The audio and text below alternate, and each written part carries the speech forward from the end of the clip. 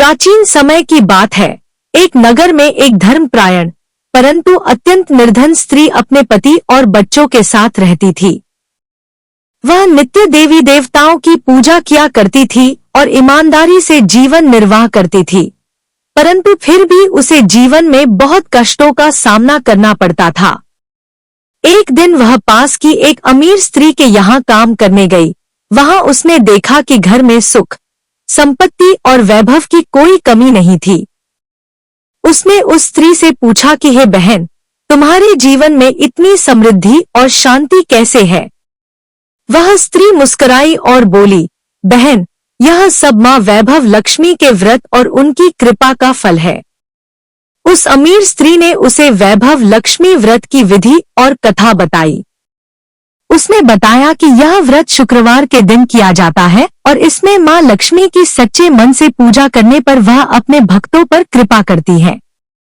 व्रती को शुक्रवार के दिन प्रातः स्नान करके स्वच्छ वस्त्र धारण करने चाहिए। पूजा स्थान को साफ कर मां लक्ष्मी की तस्वीर या मूर्ति स्थापित करनी चाहिए। फिर लाल वस्त्र पहनाकर उन्हें चावल, नारियल, फल, मिठाई, रोली, हल्दी, फूल आदि अर्पित किए जाते हैं और श्री हरि क्ली महालक्ष्मी नमः मंत्र का जाप करते हुए उन्हें प्रसन्न किया जाता है।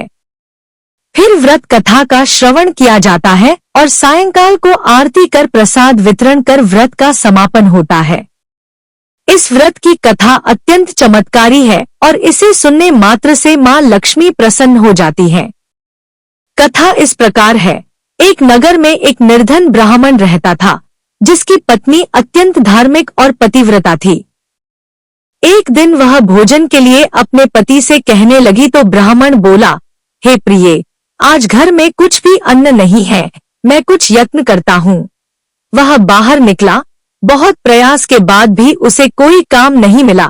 थकाहारा जब लौट रहा था तो मार्ग में एक वृद्धा से मिला, जिसने पूछा, बेटा, तुम इतने चिंतित क्यों हो? ब्राह्मण ने अपनी स्थिति बताई। वृद्धा बोली, तुम वैभव लक्ष्मी व्रत करो, मां तुम्हारी सहायता अवश्य करेंगी। ब्राह्मण ने घर जाकर यह बात अपनी पत्नी को बताई। पत्नी ने श्रद्धा से व्रत आरंभ कर दिया। पहले शुक्रवार को ही चमत्कार हुआ। अचानक ही एक धनी व्यापारी उनके घर आया और बोला कि उसे एक योग्य व्यक्ति की आवश्यकता है जो ईमानदारी से व्यापार का हिसाब किताब संभाल सके। ब्राह्मण को काम मिल गया। धीरे धीरे उनके घर की स्थिति सुधरने लगी। हर शुक्रवार वे व्रत करते और मां की पूजा करते। कुछ ही समय में वे अत्यंत समृद्ध हो गए।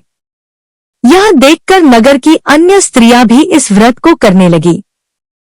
एक दिन एक महिला, जो अत्यंत अभिमानी थी, ने सोचा कि वह भी इस व्रत को करेगी, परंतु उसने मन से श्रद्धा नहीं की।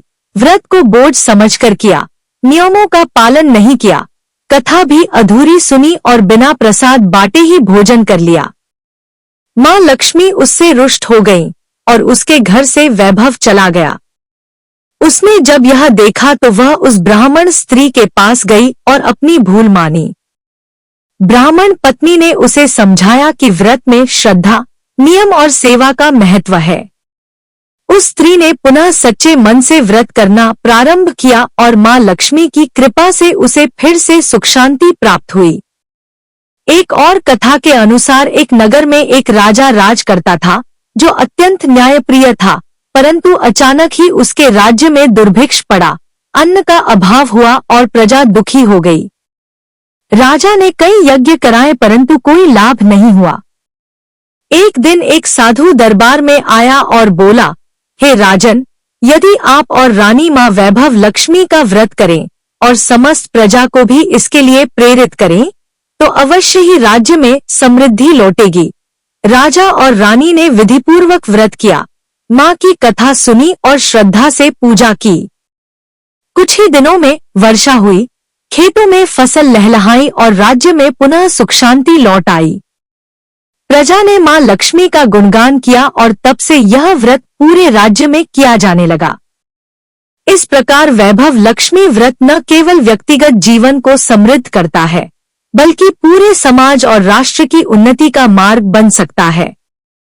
इस व्रत की महिमा यह है कि सच्चे मन से की गई पूजा और नियम पूर्वक व्रत करने से जीवन के सभी कष्ट दूर होते हैं, दरिद्रता समाप्त होती है, वैभव, धन, ऐश्वर्य और सुख शांति की प्राप्ति होती है। यह व्रत न केवल स्त्रियां बल्कि पुरुष भी कर सकते हैं। इसका प्रसाद सबको बांटना चाहिए और अंत में मां लक्ष्मी से यही प्रार्थना करनी चाहिए, हे माता, जैसे आपने अपने भक्तों पर कृपा की वैसे ही मुझ पर भी कीजिए, मेरे घर में भी धन, अन्न और सुख का वास हो। इस प्रकार जो भी श्रद्धा, विश्वास और नियम से वैभव लक्ष्मी व्रत करता है, मां लक्ष्मी उसकी झोली भर देती हैं और उसका जीवन खुशहाल बनाती हैं। व्रती को कम से कम 11 शुक्रवार तक यह व्रत करना चाहिए और अंतिम शुक्रवार को व्रत कथा की पुस्तक का दान किसी योग्य स्त्री को करना चाहिए। जो यह व्रत करता है और कथा को दूसरों को सुनाता है, वह पुण्य का भागी बनता है और मां लक्ष्मी की कृपा सदैव उस पर बनी रहती है।